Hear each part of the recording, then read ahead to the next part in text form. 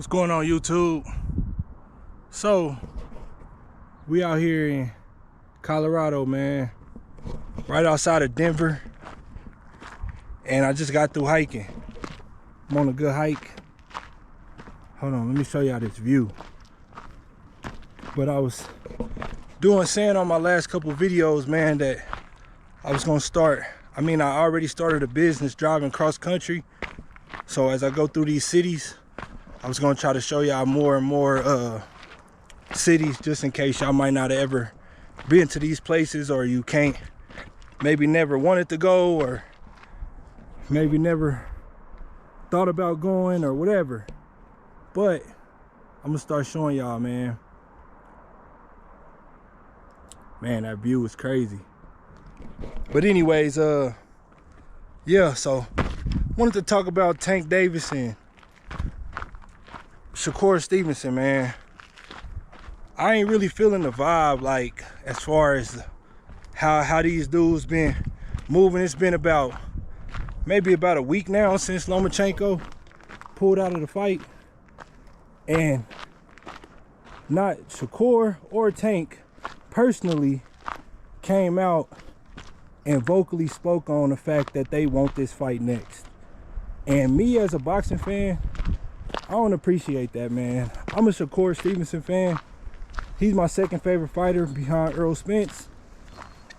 And I base fighters, I decide that I like a fighter not based on really how good they are, but how they moving in the sport and their personality. Now, Shakur is not somebody that has the personality that really kind of resonate with mine. You know, he's still kind of a little childish, but it's cool. You know, he's younger. So, and I mean, he's not that much older than me. I'm only a couple years older than Shakur, but I always been more mature than people my age. So I'm basically like a 35, 40-year-old at heart, but I'm only 30. So I say that to say Shakur is probably, you know, acting his age.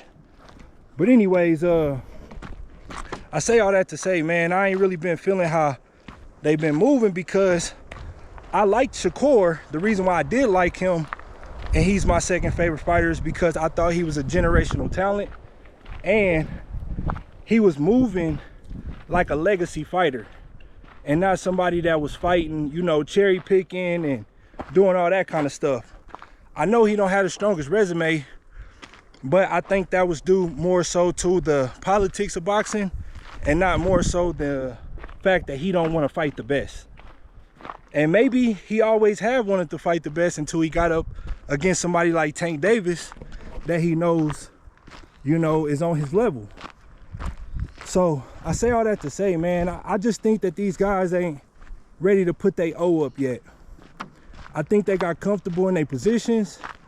They both feel like they want a couple more years in this spot right here, and fighting each other next, one of them gonna end that. And I think they both understand that the other one has a good chance of defeating them. So that's why I don't think that you heard anything from either side. Now, I will say this: I'm not a huge Tank Davis fan, because, like I said, I base fighters off of how they move in the sport and whether they fight the best or not. And even if you lose, win, lose, or draw, I'm riding with you if I see that you are out here trying to prove yourself, fight the best, and you just not no hoe ass dude, you know. So Tank, personality wise, I like him. I have no reason not to like him. Great fighter, but I never liked how he moved in the sport, because he signed to Floyd Mayweather. And all you Tank Davis fans can try to defend him all you want to, but if y'all wasn't emotionally attached to Floyd, to Tank Davis, and I'm not saying that in like some type of Diddy way or nothing like that, but it kind of blinds you to the fact of what's really going on, man. And you start want to make excuses and believe certain things, but In all reality, man, I have no reason not to like Tank Davis, man. I'm watching boxing as a boxing fan, and this dude has never moved the way that a real boxer in his position should be moving. And I say that because Tank Davis has been the A side against anybody he's fought, anybody he fight or will fight for the last 5 years or so. And he's not fighting champions. So regardless of what you want to believe the reason for that is, you can tell yourself whatever you want to. Floyd Mayweather is a businessman, and he don't care. If you're not his family, he cares about money more than any of that stuff. So he was moving Tank Davis like an investment. That just is what it is. Now, Tank is a great fighter. I'm not saying he can't beat none of the dudes that he was not fighting, but the reality of the matter is he wasn't fighting them, and he could have. So I never respected that part of you know, Tank Davis. So I'm not a huge fan. Now, I respect his game. I respect what he brings to the table, man. But yeah, so I just was kind of thinking about that as I'm going through, man, because it's nothing stopping this fight, man. Like, these dudes, Shakur Stevenson literally just ended his contract with Top Rank. His last fight, which was like 2 to 3 weeks at the most from Tank Davis's fight. So it's like, what's going on? Tank said that he only wanted Lomachenko or Shakur Stevenson next at lightweight. It's no more other fighters to fight there. So it's literally no excuses on why this fight ain't being made. Now, I will give Tank the benefit of the doubt. That's what I was getting at earlier. Tank has never been somebody that was real vocal on like social media or calling people out and all that kind of stuff. Now, I do believe that that was part due to the fact that he knew how he was moving in the sport, and that he was signed to Floyd, and he wasn't about to fight those top guys because Floyd wasn't finna put him in there. They was building Floyd. I mean, they was building Tank like Mike Tyson as a knockout artist. And when you get to the top of the sport against those real A-level fighters, the one or two guys that are up there on your level, it's gonna be hard to look spectacular and to get stoppages. And I believe he knew that, and he understood that those fights weren't gonna be made, so it wasn't no point in him calling them out. Now, Shakur, on the other hand, that's my guy, but that dude live on Twitter. And the fact that he ain't called Tank Davis' name, and I mean, I want it to be loud though, because when you on Twitter when these other guys is stepping out and fights is getting, you know, people pulling out of fights, he loud on Twitter. Oh, let me step in. I'll step in on 2-3 weeks notice when it's somebody that he know he gonna smoke. But now Tank Davis, on the other hand, Loma pulled out. You can have a full training camp.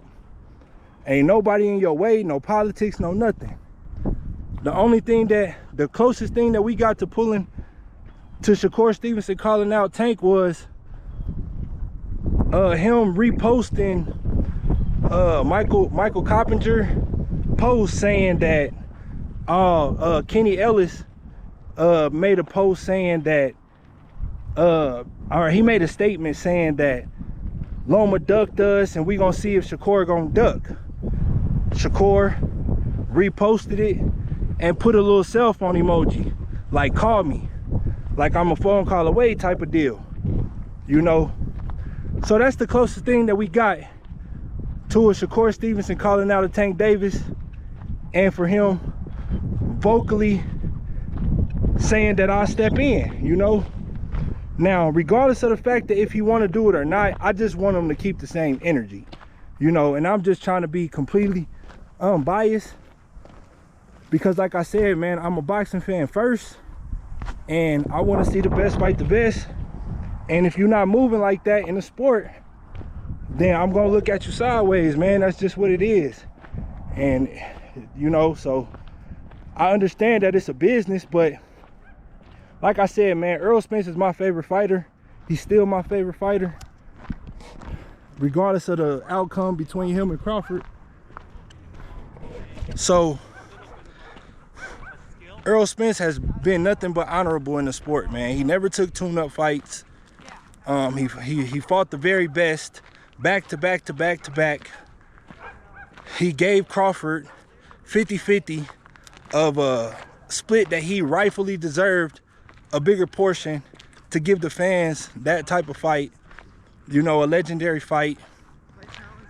And he never lied to the fans and said something he was gonna do and didn't do it. So that's to be honest, Errol Spence is the reason why I became a diehard boxing fan. Now that's some hard shoes to follow as far as to get my support and be behind you 100%, but it just is what it is, man. If you ain't moving how Earl was moving, I just don't want to hear it, man. No excuses for nothing. The one thing that I will say that Earl didn't do that I didn't appreciate, man, was fight Crawford in a rematch.